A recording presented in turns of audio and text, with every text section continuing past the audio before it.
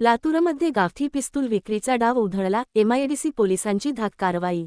आगामी बकरी ईद व इतर सणांच्या पार्श्वभूमीवर लातूर जिल्ह्यात सुरू असलेल्या विशेष तपास मोहिमेदरम्यान एमआयडीसी पोलिसांनी मोठी कारवाई करत गावठी पिस्तूल विक्रीसाठी फिरत असलेल्या एका आरोपीला अटक केली आहे। आरोपीकडून एक गावठी पिस्तूल जप्त करण्यात आले असून 2 साथीदार अद्याप फरार आहेत। अटक करण्यात आलेल्या आरोपीचे नाव गोविंद रंगनाथ डुरे, वय 28, राहणार टाकळी, तालुका जिल्हा लातूर असे आहे, तर सिद्धू माने, राहणार आर्वी, आणि विकास हिंगे, राहणार हरंगुळ बुद्रुक हे दोघे आरोपी फरार असून त्यांचा शोध सुरू आहे। पोलीस उपनिरीक्षक श्रीकांत माधवराव मोरे यांना मिळालेल्या गुप्त माहितीच्या आधारे एमआयडीसी पोलीस स्टेशनच्या डी.बी. पथकाने नवीन रेणापूर नाका ते रेल्वे स्टेशन सर्व्हिस रोड परिसरात सापळा रचला। संशयित स्कूटी MH2 4CE4643 अडवून तपासणी केली असता आरोपी गोविंद डुरे याच्याकडे बेकायदेशीर गावठी पिस्तूल आढळून आले।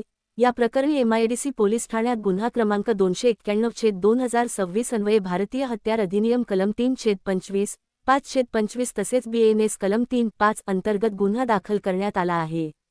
हे शस्त्र कोठून आणले, कोणाला विक्री करण्यात येणार होते आणि यामागे आणखी कोणते रॅकेट कार्यरत आहे का, याचा तपास पोलीस करत आहेत। ही कारवाई पोलीस अधीक्षक अमोल तांबे, अपर पोलीस अधीक्षक मंगेश चव्हाण आणि उपविभागीय पोलीस अधिकारी समीरसिंह साळवे यांच्या मार्गदर्शनाखाली पोलीस निरीक्षक समाधान चवरे यांच्या नेतृत्वाखाली पार पडली।